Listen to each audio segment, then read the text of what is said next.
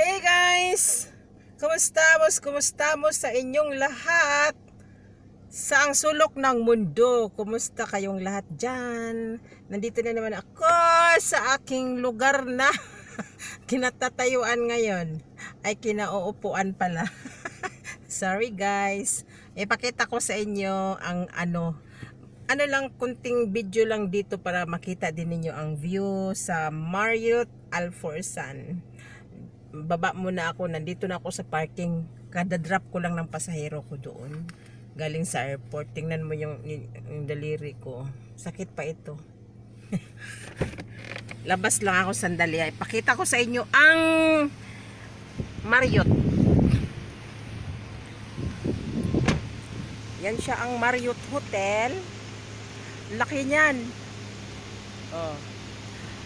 Ito na belong sa area ng Khalifa City 8. Nandun lang ang nandun ang lobby. Tapos mayroon ditong makita nga dito ang yung puti. Nakita niyo yung puti? Yan siya, cricket stadium. Nakita niyo yan yung puti.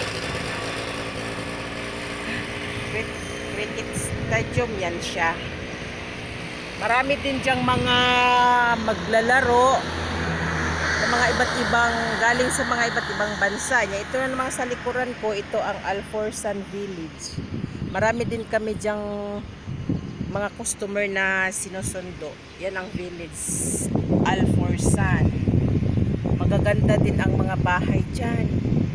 Mga mga mamahalin. Kung baga sa atin housing, no? Tapos yan ang Marriott Hotel. Ang laki niyan. Oh, from there and there. Oh. Yan lang ang ko sa inyo, i-share sa inyo. Kung saan ako makarating, i-share ko din sa inyo kung saang lugar ako mapunta, di ba? Mainit kasi, pasok na ako. Yan lang guys.